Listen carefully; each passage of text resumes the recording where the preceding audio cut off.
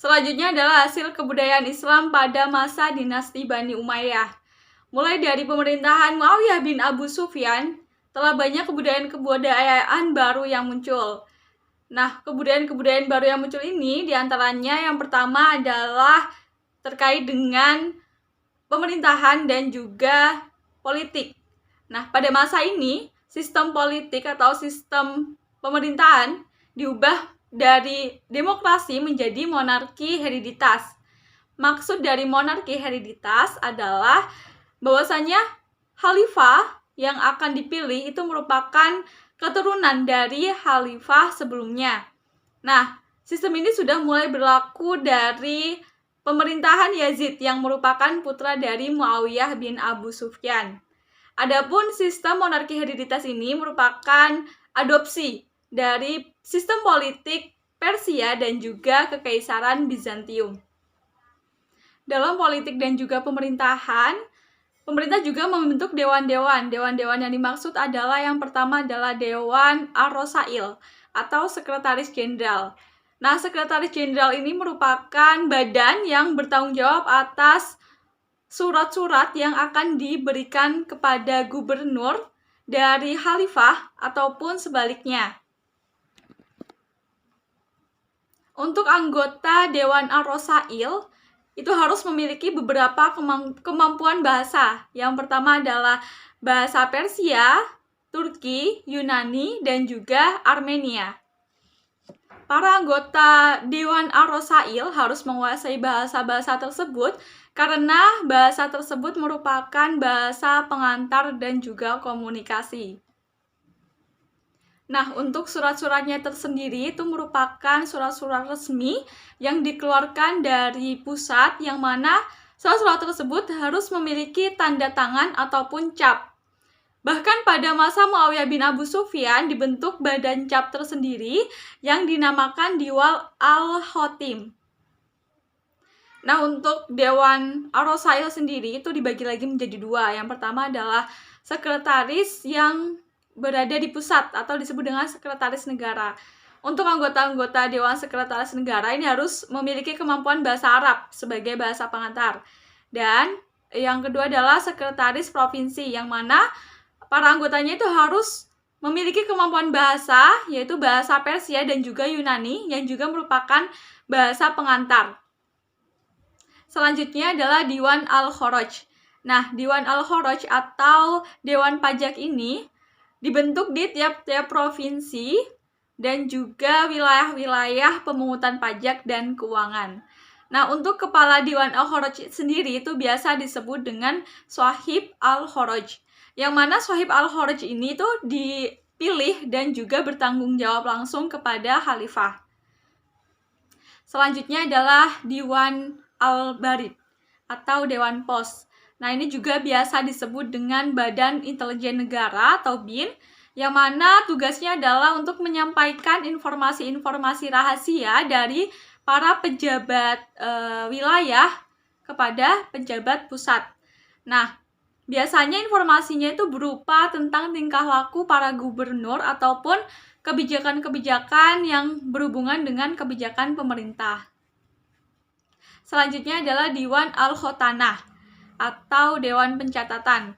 Dewan Al-Khotanah ini merupakan dewan yang bertugas untuk mencatat setiap peraturan-peraturan yang dikeluarkan oleh pemerintah pusat dalam satu register dan menyegel peraturan yang asli dan kemudian untuk dikirimkan ke wilayah-wilayah yang dituju. Dewan yang kelima adalah Dewan Al-Imarah ala Al-Buldan. Jadi pada masa khalifah yang pertama dinasti Umayyah yaitu Muawiyah bin Abu Sufyan, beliau membagi wilayah kekuasaan Islam menjadi 5 wilayah. Nah, yang pertama adalah Hijaz, Yaman, dan Najd. Wilayah yang kedua adalah Irak, yaitu negeri-negeri Babilonia. Kemudian wilayah yang ketiga adalah Mesir dan Sudan. Wilayah yang keempat Armenia dan Asia Kecil, dan selanjutnya yang terakhir atau wilayah yang kelima adalah Afrika Utara, Libya, Andalusia, Sisilia, dan Sardinia.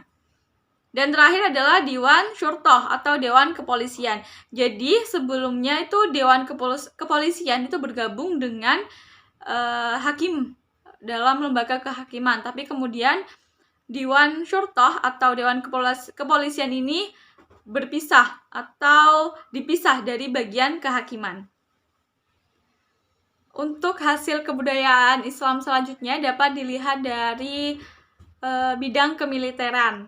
Nah, pada bidang kemiliteran telah mengalami kemajuan yang pesat. Nah, dibuktikan dengan semakin majunya strategi perang, yang mana strategi ini tuh biasa diadopsi dari strategi Romawi.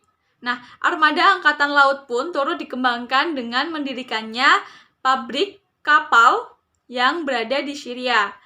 Selain itu juga armada laut bangsa Arab pada saat itu, pada masa dinasti Bani Umayyah, itu telah memiliki sekitar 1.700 kapal. Yang mana kapal-kapal tersebut itu beroperasi di wilayah yang berbeda. Armada Syam dan Mesir itu beroperasi di bagian timur Laut Mediterania. Sedangkan armada Tunisia itu beroperasi di bagian tengah Laut Mediterania. Berkat armada laut dan juga strategi yang handal, Muawiyah bin Abu Sufyan itu dapat menaklukkan berbagai negara seperti Siprus, Arwa, dan Rhodes. Selain itu, pada masa-masa selanjutnya, banyak sekali pulau-pulau atau negara-negara yang berhasil ditaklukkan oleh khalifah pada zaman dinasti Bani Umayyah, seperti Pulau Sardinia, Andalusia, Mayurikoh, dan banyak lagi pulau-pulau lainnya. Hasil kebudayaan Islam selanjutnya dapat dilihat dalam segi pendidikan, yang mana pola pendidikan pada masa dinasti Bani Umayyah ini menggunakan pola desentralisasi. Nah, pola desentralisasi ini, jadi pendidikan itu tidak hanya berpusat di ibu kota saja, tetapi juga pendidikan atau pengajaran itu diajarkan kepada peserta didik yang ada di wilayah-wilayah otonom. Adapun pusat pengajarannya itu berada di beberapa tempat. Nah, tempat yang pertama adalah Kutab. Kutab ini digunakan untuk pendidikan dasar. Jadi, peserta didik di sini itu diberikan pengajaran mengenai membaca, menulis, menghafal Al-Quran, ataupun pengajaran ilmu-ilmu dasar seperti tata cara wudhu, sholat, dan lain sebagainya. Peserta didik di Kutab ini tidak dibedakan, baik itu miskin maupun kaya. Bahkan, anak-anak atau peserta didik yang kurang mampu itu mendapatkan makanan dan juga pakaian gratis. Nah, selain itu, untuk anak-anak perempuan pun boleh belajar di Kutab, tidak hanya laki-laki saja. Namun, meskipun demikian, tidak semua anak belajar di Kutab karena beberapa anak yang memiliki finansial yang lebih, orang tuanya itu lebih memilih untuk mengirimkannya belajar di tempat lain ataupun mendatangkan guru seperti les private gitu. Tempat pendidikan yang kedua atau tempat pengajaran yang kedua adalah masjid. Jadi setelah anak lulus dari pendidikan dasar yang ada di Kutab, selanjutnya mereka melanjutkan pendidikannya di masjid. Yang mana pendidikan di masjid ini dibedakan menjadi 2 tingkatan. Yang pertama adalah pendidikan menengah dan yang kedua adalah pendidikan tinggi. Adapun materi-materi yang diajarkan di masjid itu antara lain seperti ilmu Al-Quran, kemudian tafsir, hadis, fikih, kesusastraan, dan juga sajak serta gramatika bahasa Arab. Dan masih banyak juga ilmu-ilmu lain yang diajarkan di masjid ini.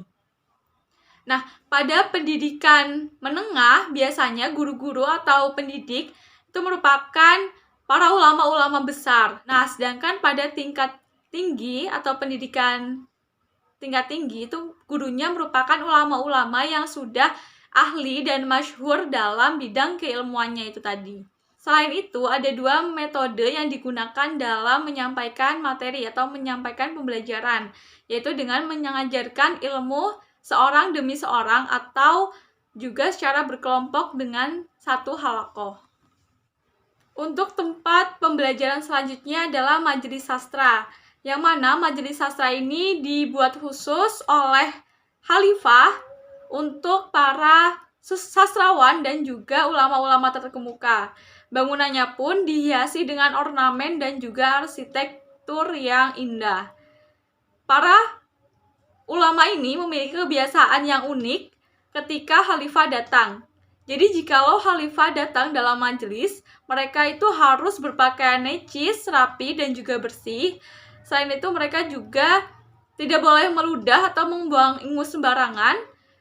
Mereka juga harus duduk di tempat yang sudah disediakan dan tidak boleh tertawa terbahak-bahak.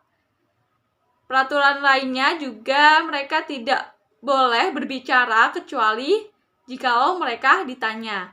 Adapun majelis asa ini dibentuk untuk menyelesaikan masalah-masalah terkait dengan kesusastraan dan juga masalah-masalah politik. Pendidikan selanjutnya adalah pendidikan istana. Sesuai dengan namanya, pendidikan istana ini dikhususkan untuk anak-anak khalifah dan juga anak-anak para pejabat pemerintahan. Yang mana kurikulum atau materi yang diberikan itu terkait dengan materi-materi yang mengacu tentang kecakapan memegang kendali pemerintahan ataupun hal-hal yang berhubungan dengan kebutuhan pemerintahan. Jadi kurikulumnya itu dibuat oleh wali peserta didik atau orang tua peserta didik itu sendiri. Selanjutnya adalah pendidikan badiah. Nah, pendidikan badiah ini merupakan pendidikan untuk mempelajari bahasa Arab murni, yang mana pendidikan badiah ini muncul pada masa Khalifah Abdul Malik bin Marwan, yang juga merupakan penggagas pendidikan badiah dan memprogramkan Arabisasi. Nah, tadi itu merupakan tempat-tempat yang digunakan untuk pemberian pembelajaran atau materi kepada peserta didik. Selain itu, pada masa dinasti Bani Umayyah banyak sekali ilmu-ilmu pengetahuan yang dikembangkan seperti ilmu tafsir, ilmu kalam, qiraat, hadis, kemudian ada ilmu tasawuf, sastra, ilmu kedokteran, dan juga masih banyak lagi ilmu-ilmu yang dikaji pada masa dinasti Bani Umayyah ini. Namun memang peradaban atau perkembangan ilmu pengetahuan itu semakin pesat pada masa dinasti Bani Abbasiyah. Hasil kebudayaan Islam pada masa dinasti Bani Umayyah selanjutnya dapat dilihat dalam segi sosial, seni, dan juga budaya. Nah, pada masa ini menurut Philip Kahiti, masyarakat digolongkan menjadi 4 golongan. Golongan pertama itu merupakan golongan tertinggi seperti pejabat, khalifah, ataupun para bangsawan. Nah, golongan kedua ini merupakan orang-orang golongan non-muslim. Golongan yang ketiga adalah anggota-anggota mazhab, pemeluk-pemeluk agama Kristen, Yahudi, dan agama Saba yang mana mereka telah mengikat janji dengan anggota atau kelompok muslim. Nah, golongan ini biasa disebut dengan zimmi. Selanjutnya, golongan yang keempat adalah golongan para budak. Di samping penggolongan masyarakat, seperti yang telah disebutkan tadi, pada masa dinasti Bani Umayyah, pembangunan fisik juga senantiasa dilakukan. Seperti halnya perbaikan fasilitas atau pembangunan fasilitas bagi difabel, kemudian pembangunan jalan raya, pembangunan pabrik, gedung, pemerintahan, hingga masjid-masjid. Selain itu, bagi masyarakat non-Islam, mereka memiliki kebebasan untuk beragama. Mereka juga mendapat kebebasan dalam hal peradilan, hukum, dan juga hakim, di mana mereka, para masyarakat non-muslim, itu bebas menggunakan yurisdiksi mereka sesuai dengan apa yang diatur oleh pemimpin keagamaan masing-masing.